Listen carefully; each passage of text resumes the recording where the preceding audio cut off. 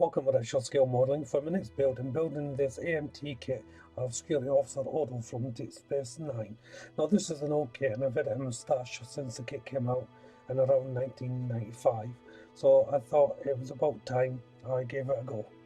So in the box there's not much to the kit, just the bodywork. It does come with a stand as well though, if you want to use that.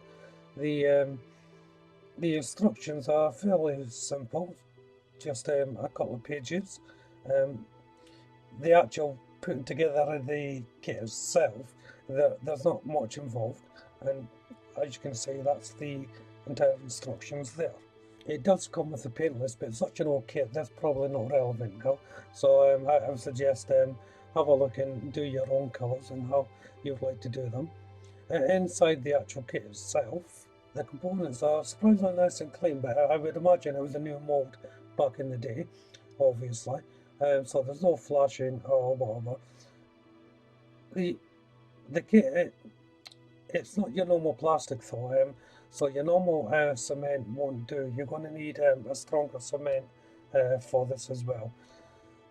There is a lot of prep work to be done before the kit, but I'll get into that later on. But this is all the components as you see here.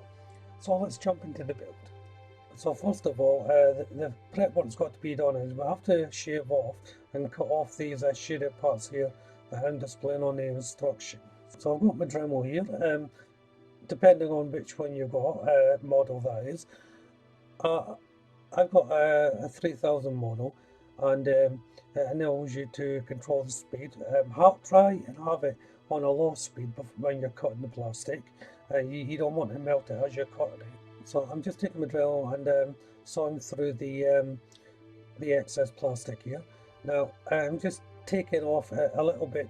First of all, I haven't used my Dremel for a while, so I'm just making sure my hand's not steady enough to cut. There is a line to follow around each part, so you shouldn't have much trouble doing it, whether you're doing it with a razor saw or a Dremel like this. So that's all the parts cut off. I got dry fitting these and nothing fits, nothing at all. I don't know whether I cut too much off or not. I'm not 100% sure, but when I marry them up, there's just massive gaps. So obviously these gaps are going to need filled. The head looked like it fitted okay, so I didn't need to fill these. The arms just need a little bit of filler, but overall each joint is going to need attention. Before I do that, I'm just marking out a little bit more to cut off, but I'll be using my file now just to bring them down and trim them so they can fit inside. So this is just a rough file that I'm using. Just bring those parts down and get rid of any burrs and so forth. And also try and fit as you go along to make sure you're not taking too much off. Now, because nothing fits, the instructions say fill the legs with plaster of Paris. So I thought I'd take the opportunity to shore up the model.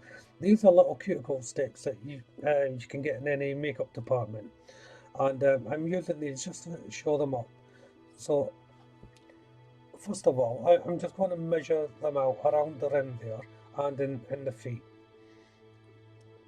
And then just cut them to size. Then a little bit of super glue here, just on the end of the bone to place it. Now you may find it easier to use a little bit of plasticine just to hold the stick in place if you're deciding to do this. Doesn't really matter so much, it just saves a little bit of time.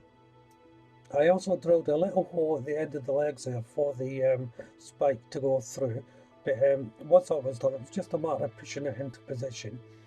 Now, in the end, I decided not to sort out the gap between the legs and the boot, because it does look like the fabric is tucked into the boot, so I thought I would leave it that way.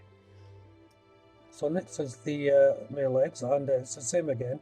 I'm putting in the spikes first of all, using a combination of super glue and a little bit of plastic so I didn't have to wait for ages until it dried. Before it sets though, test fit it, make sure that it is going to go into place. As you can see, I've also done the same with the hands. So just make sure it goes on and it's connected, and it's not going to stop you from marrying the two pieces up. So this is to put in the plaster of Paris. Now this is three parts plaster and 1 part water, so it's a really thick mix that I'm going for here. I didn't want a runny mix and it's slopping everywhere, so I'm just putting it in, and this will run right down into the feet where I drilled the holes. This is why I attached the feet as well at this stage. So I brought it right up about half a centimetre from the top. Then I'm going to let that settle. So we can just move. I'll just move the camera for you to have a look.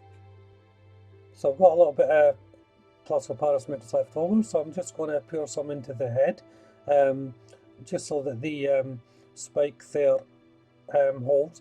Now I should point out that's a bit of sprue in this one, because the cuticle sticks that I had, I didn't have enough, but a bit of sprue will do the same job. When pouring this, if you're worried about it going all over the sides, if you run it down the actual spike inside the unit, it won't go over the sides, it'll just drip right down into the unit.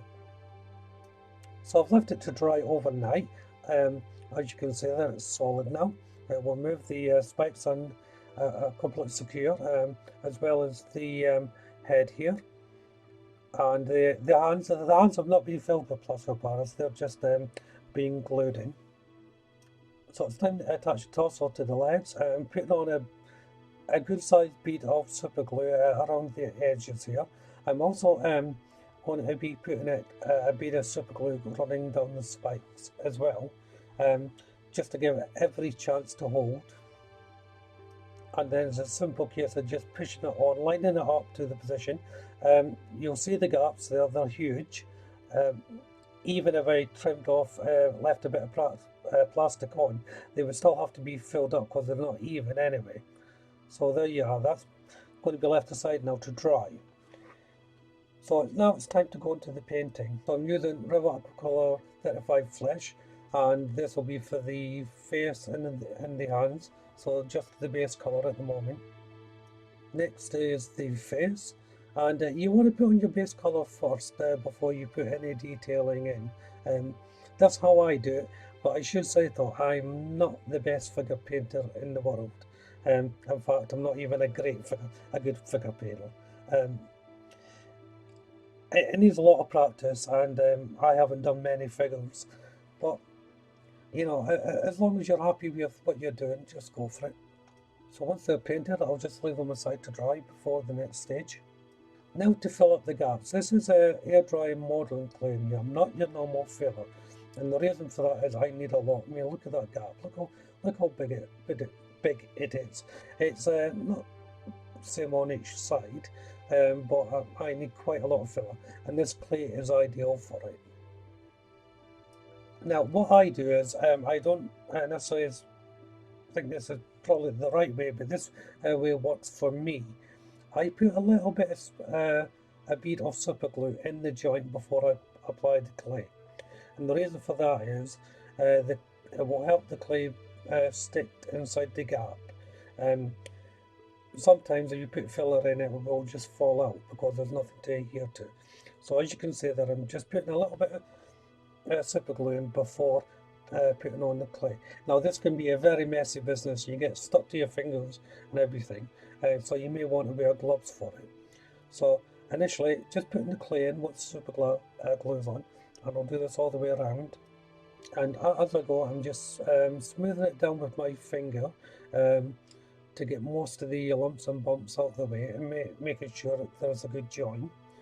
Then once that's done, I'm just using my little tool. This is a little paint store, but it's got an excellent flat edge, and I'm just marking the detail down for the seam, and it's just a simple case of pressing it in to match the seam of the clothing. So that's the gap done. As you can see, it's quick drying. It's starting to dry already. So just keep that in mind if you're using it. And just put a bit of tape on here because I may put a belt on. In fact, I did in the end. So I'm just trying to measure up where I put a belt on. Now it's back to the face, and I'm using Revlon Aquacolor 05 White, and these are for the eyes. So first of all, I'm just putting in the background white in the eye. Now, it only needs a little bit, but don't worry if you go over the edge, you can always cut the main colour back in. And you don't want it to be thicker than just a little slither of white. Next, I'm moving on to Revlon Aguila 51 Ultramarine Blue, and these are for the iris of the eye. Now, on the actual model itself, the eye's moulded really nicely.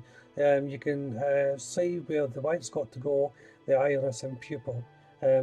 Some of these models, it's just a blank space, but they're quite defined, so it makes painting the eyes really easy.